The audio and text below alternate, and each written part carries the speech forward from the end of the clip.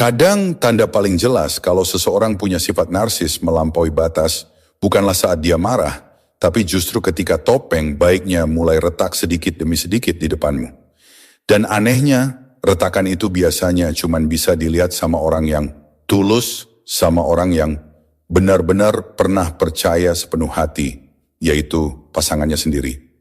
Karena korban si narsis seringkali memang orang baik, orang yang sabar, orang yang selalu berusaha memahami. Mungkin memang sudah waktunya kamu disadarkan. Disadarkan kalau selama ini kamu bukan dicintai, tapi cuman dimanfaatkan emosinya. Dan kebanyakan korban baru sadar setelah semuanya berjalan terlalu lama, bertahun-tahun bahkan. Setelah mental capek, finansial terkuras, baru sadar ternyata selama ini sedang hidup di dalam manipulasi. Di depan orang lain, si narsis selalu terlihat sempurna, terlihat polos, selalu terlihat tenang, bijak, baik hati. Tapi begitu dia sadar kamu mulai sulit dikendalikan, sikap aslinya mulai keluar. Dia mulai menyerang bukan lewat teriakan, tapi lewat permainan emosi.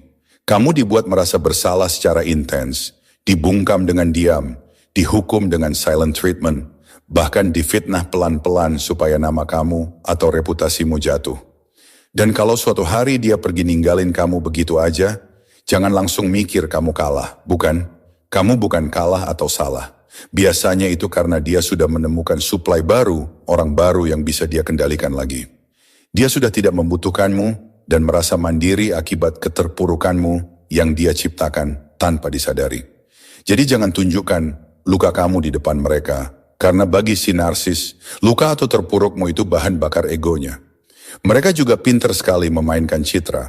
Ketika mulai ketahuan belangnya, biasanya mereka langsung bikin status sindiran, cari simpati, seolah-olah mereka korban paling tersakiti. Kadang dibantu orang-orang yang cuma percaya dari satu sisi cerita, jadi jangan buru-buru nyalahin diri sendiri. Hidup seorang dengan gangguan kepribadian ini memang dipenuhi manipulasi dan sandiwara. Yang paling mereka takuti sebenarnya cuma satu, orang yang berani speak up, orang yang bisa membuktikan siapa dia sebenarnya. Karena begitu topengnya jatuh, panggung yang selama ini dia bangun ikut runtuh. Dan biasanya, mereka hidup dengan 3 wajah berbeda. Pertama, topeng pahlawan. Semua kebaikan dipamerkan, semua bantuan seolah jadi hutang yang harus dibalas.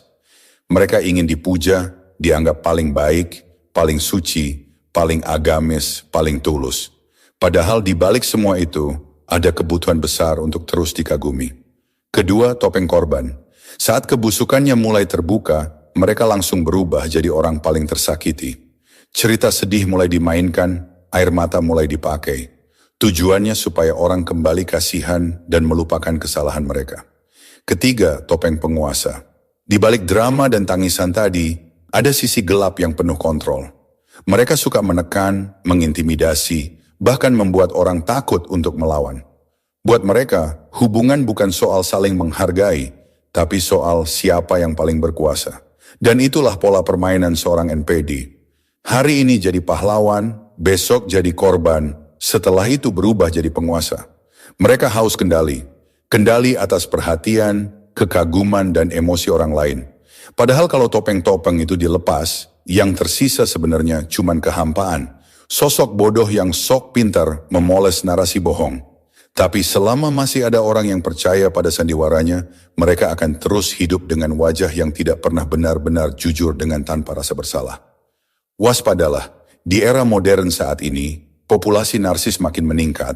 Ini akibat persaingan yang membentuk individu dengan kadar narsis biasa menjadi gangguan kepribadian serius. Mereka tidak nampak di publik namun nyata merusak rumah tangga.